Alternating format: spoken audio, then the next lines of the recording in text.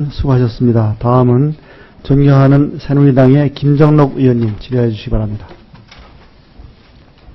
김정록 의원입니다. 우리 장관님. 네.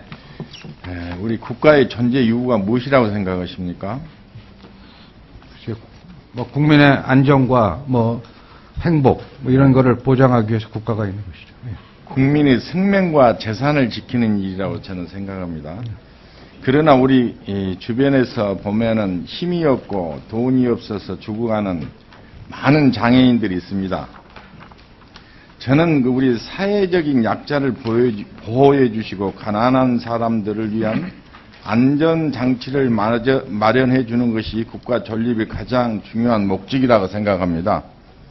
장관님, 네. 우리 고정식 씨랑 분을 알고 계시죠? 고정식 씨. 뭐 제가 허정석 씨. 잘 모르시죠? 네네. 이분은 태어나면서부터 근육병을 앓고 있던 허정석 씨의 근육상 장애인입니다. 네. 그분이 네.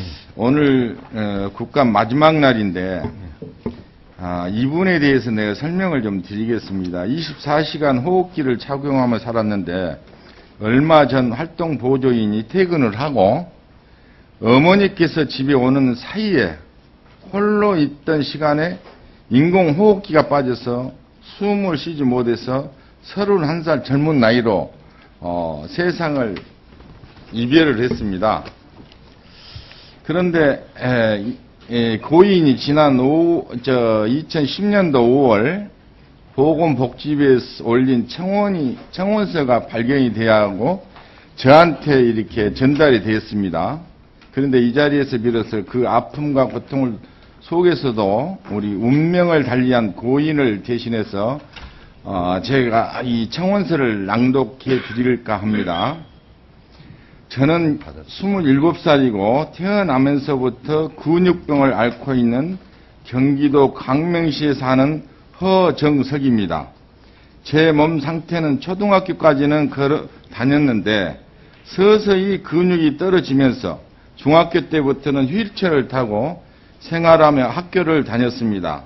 고등학교 다닐 때 척추측만 서서히 진행하면서 지금의 몸 상태는 척추가 140도 이상 휘었고 제 스스로 호흡이 힘들어졌고 24시간 호흡기를 착용하고 있습니다. 지금 이 글도 제 손가락으로 직접 키보드를 못 치고 화상 키보드 마우스로 글자를 한 자씩 한 장씩 눌러서 사용하고 있습니다. 식사도 다른 분들이 먹여주셔야 하고 누워 있을 때 바르게 누워 있지 못합니다.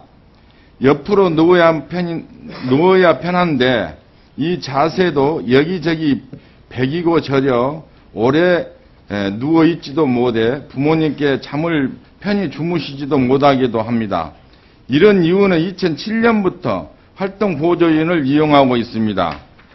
부모님께서 저를 돌보시면서 일하시기에 100시간이 충분하지 못해 다시 알아봤는데 제가 부모님과 함께 살고 있어 더 이상 시간을 늘려줄 수 없다는 말씀을 하시더군요.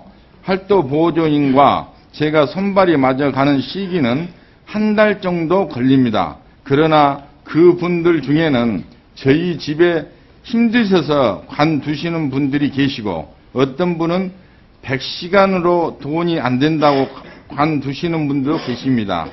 현재 힘든 집과 쉬운 집이 시급이 같기에 쉬운 집을 몇 군데 다니고 저 같은 힘든 집은 기피 현상에 대해서 한 바퀴 되면 여러 번 바뀌게 됩니다. 활동보조인 분들이 일을 그만둔다고 할까봐 꼭 부탁해야 될 일인데도 말하지 못합니다. 힘들다고 말할 때마다 관두면 어떻게 할까 걱정입니다. 보건복지부 장관님 활동보조인 시간이 부족하다고 말한 근육병 환자들에 대해서 실태 조사를 하셔서 왜 필요한지에 대한 빠른 시일 안에 조사해 주시기를 간절히 부탁한다는 청원서를 올렸습니다. 지금 고인의 활동보조 서비스는 수급 1급이면은 하루에 3.3시간입니다. 턱없이 부족하다고 저는 생각합니다. 특히 우리 활동보조인 퇴근하고 혼자 있는 이 시간은 언제든지 죽음이 올 수 있다는 공포 시간이 되는 것입니다. 그리고 지금도 고 허정식 씨처럼 고통받고 있는 우리 장애인 아픔과 불편한 몸으로 때우고 있는 우리 장애인들이 많습니다.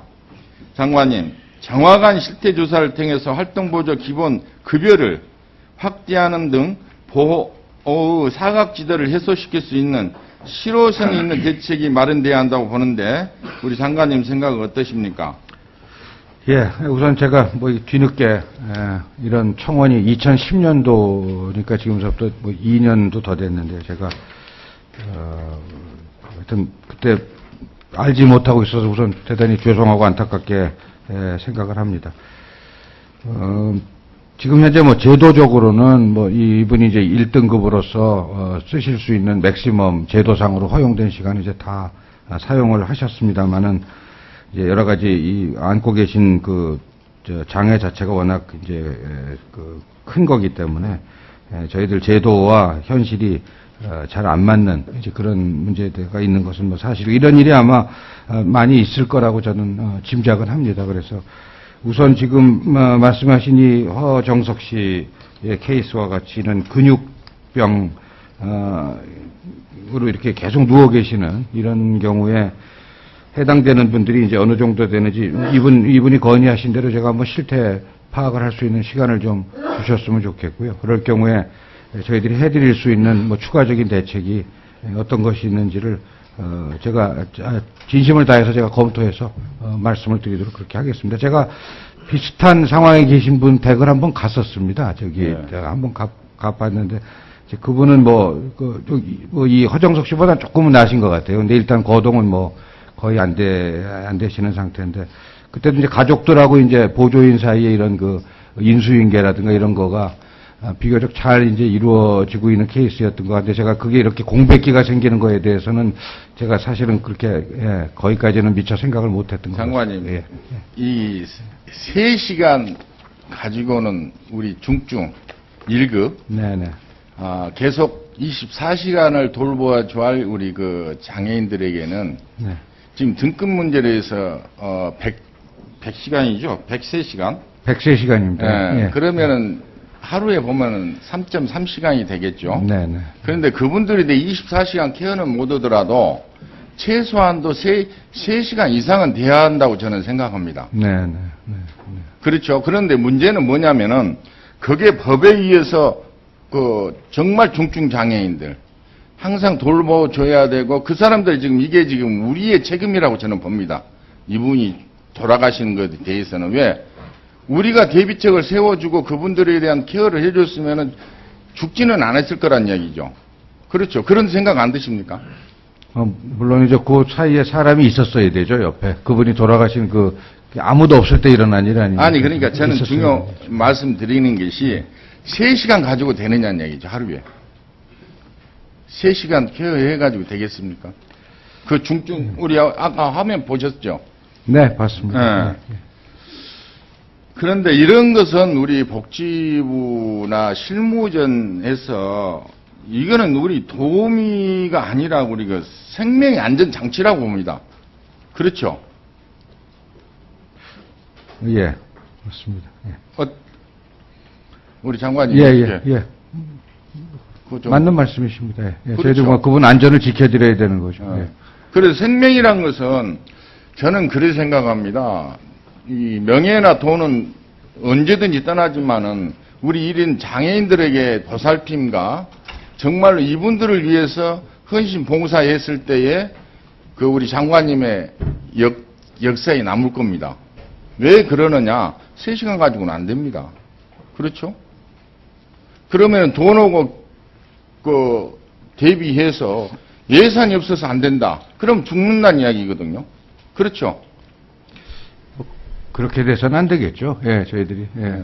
그렇게 돼서는 안 될 거라고 생각합니다. 그러니까 여기에 대해서 정말 좀 장관님 대책을 세워서. 예, 제가 아까 말씀드린 대로 이런 아까 이 뭐 인공호흡기에 의존하신다든지 이렇게 특수한 경우에 해당되는 분들의 실태를 한번 파악을 해가지고요. 거기에 맞는 저희들이 대안을 한번 생각해 보도록 하겠습니다.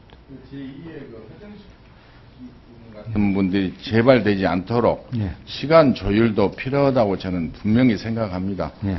그래서 이분들에 대한 그 부모님이나 가족들에 대해서 그 아픔도 우리 장관님께서 헤아려 있어서 이 대책에 대해서는 강력히 대책을 좀 세워주셨으면 고맙겠습니다. 예, 알겠습니다. 감사합니다. 예. 네, 김정록 의원님 수고하셨습니다.